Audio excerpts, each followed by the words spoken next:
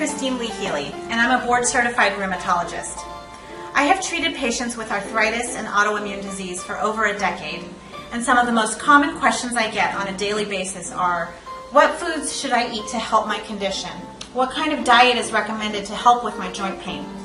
While there are no major clinical trials that have addressed this, I have begun to research these questions which are so important to my patients. Based on the medical literature we have available, I really believe in the power of food choices. And not only have I developed recommendations, but I've also incorporated these into delicious recipes to share with you. One of the more common arthritic conditions I treat every day is gout.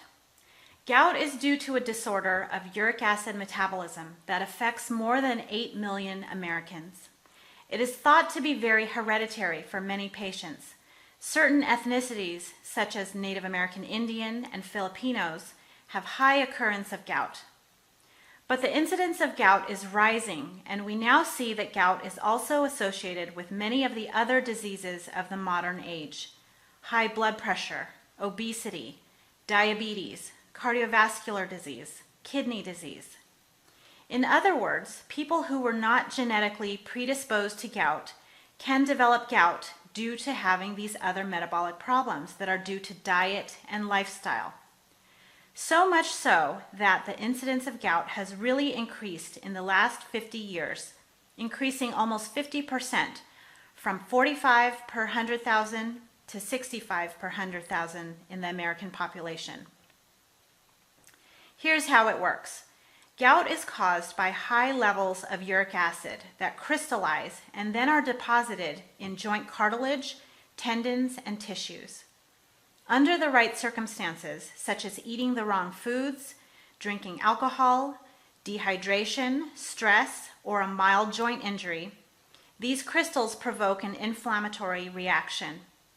When the immune system tries to rid the joint of the crystals by engulfing them into white blood cells, severe swelling happens and a painful gout attack occurs. As any gout patient can tell you, the pain is excruciating and can come very suddenly.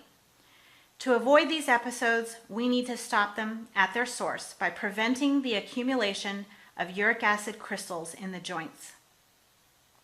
Uric acid crystals are, as you might have guessed, created by having high levels of uric acid. Uric acid, in turn, is metabolized in the liver and excreted by the kidneys as the body breaks down purines, a common molecule found in high concentration in meats and alcohol. Gout medications work to stop the conversion of purines to uric acid by blocking the enzymes the body uses in the metabolism of purines. However, you can lower the amount of purines that you eat to help lower your overall uric acid level and its fluctuations. Regardless of why you have gout, you can use the influence of your diet to minimize the frequency and severity of joint attacks. Come into my kitchen. I'll show you how.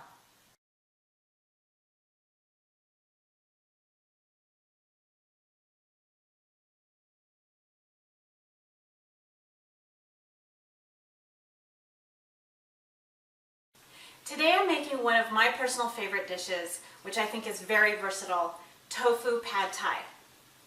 So most people eat Pad Thai with shrimp or chicken, but to make it more gout friendly, I'm using a plant-based purine, which is the tofu. And trust me, it's just as tasty.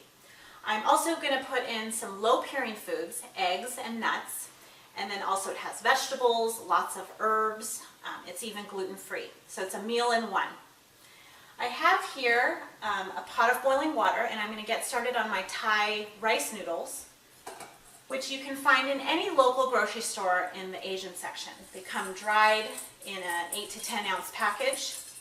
So I'm just going to put this in my boiling water, and you basically cook this according to the package directions, which is similar to a pasta.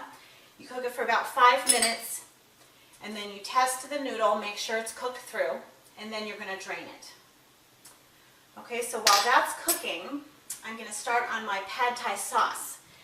It has a 1/4 cup of soy sauce, 1/4 cup of vinegar, and and a 1/4 cup of brown sugar, and then 1 tablespoon of tamarind paste. Now, tamarind is a pod-like fruit, which is commonly used in many cultures throughout the world for cooking, specifically Asian, African, Latin American, Middle Eastern. And it has this really sour taste to it, and it's really lovely in this pad thai sauce. If you can't find the tamarind paste in your local grocery store, you could use a few tablespoons of lime juice and also a few dashes of Worcestershire sauce instead. Worcestershire sauce actually has some tamarind extract in it. So I'm just going to turn up the heat here, and my sauce is going to start simmering. And once it's simmered for about 2-3 minutes, it'll become this syrupy consistency, and then you can turn off the heat and put it aside. Great, that's looking wonderful. On to the next segment. Okay, I'm ready to put this all together. I have my saucepan going again on some medium heat, and I'm going to add a little omega-3 friendly canola oil to my pan. Basically, I'm going to scramble some eggs up. I have 4 eggs here, but I've taken 2 of the yolks out so it doesn't have too much cholesterol. I'm going to whip this up and basically scramble those eggs. Turn the heat up a little bit more.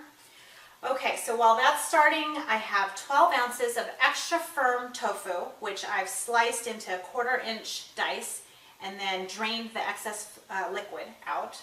And basically, once the eggs are halfway cooked, and this should just take a couple of minutes, you're going to add in the tofu and just saute it up directly into the egg.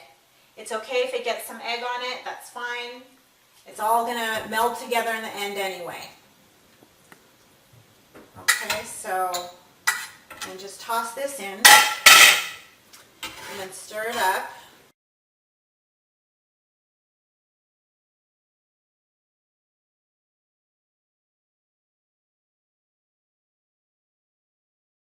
Okay, I've got my egg and my tofu sizzling away, and I'm going to now add my drained rice noodles.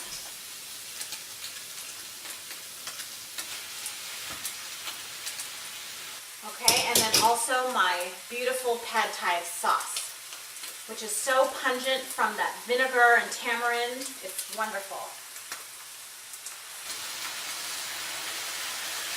Okay, I'm going to use some tongs and just combine this all the way through.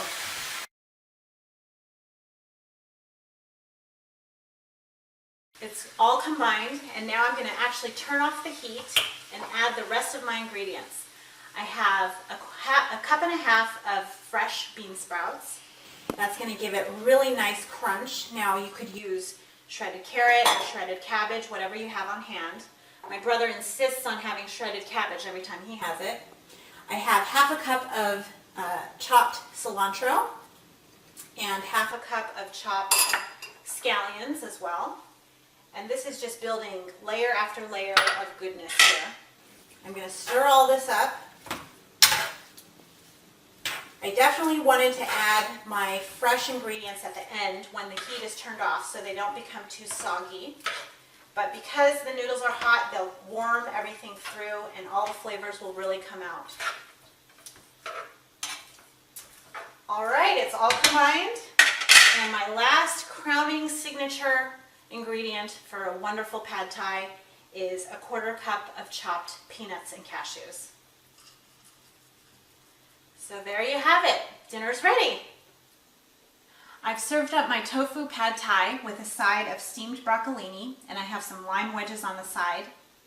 It's interesting, it's full of textures and different flavors, and it's low in purines. Make this awesome dish, which won't fluctuate your uric acid level, and commit to making great food choices to control your gout. I'm Dr. Christine Leehealey, and these are Cooking Points for Healthy Joints.